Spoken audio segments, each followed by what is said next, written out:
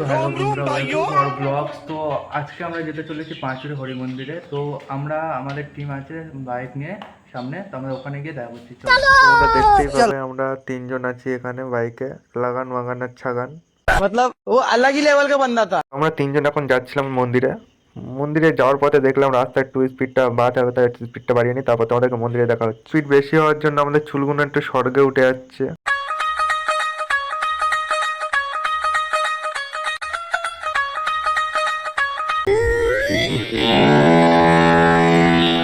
A few moments later. আমরা এখন পাঁচুরে হরি মন্দির। তো